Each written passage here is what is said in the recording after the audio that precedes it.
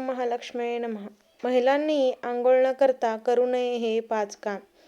होतील हे वाईट परिणाम. महिलांनी स्नान करायचे काही नियम आहेत. ते आपण आजच्या व्हिडिओमध्ये पाहणार आहोत. तर हिंदू धर्मात रोज सकाळी स्नान करण्याला खूप महत्त्व आहे. आंघोळ न करता पूजा करणे, स्वयंपाकघरात जाण्यास देखील मनाई आहे. महिलांना घरची लक्ष्मी असे म्हणतात, कारण तिला देवीचे रूप मानले जाते. म्हणून हिंदू धर्मग्रंथांमध्ये स्त्रियांबद्दल काही नियम सांगण्यात आले आहेत.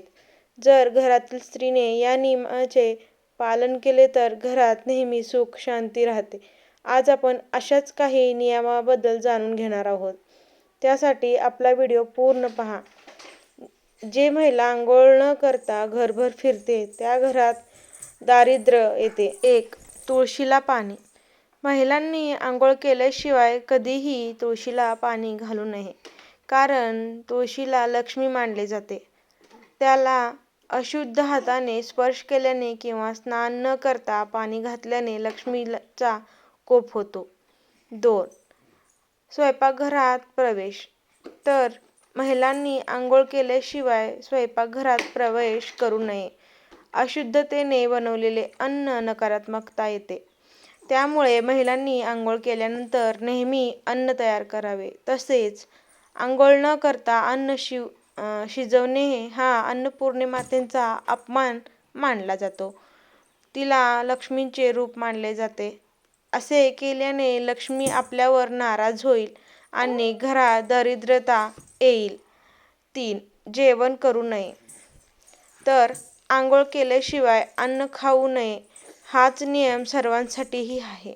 आंघोळ न केल्याने आरोग्यावरही वाईट परिणाम होतो आणि माणूस आळशी बनतो.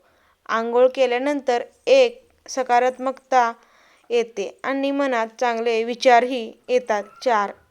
काही लोकांनी सकाळी उठल्याबरोबर केस विंचरण्याची सवय असते. ही सवय महिलांनी अजिबात नसावी. शास्त्रानुसार महिलांनी सकाळी लवकर आंघोळ केल्यावर केसांना कंघी करावी. 5. पैशाला हात लावू नये.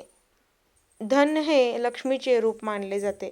आंघोळ न करता पैशाला हात लावणे लक्ष्मीचा अपमान होतो आणि तिला रागही येतो.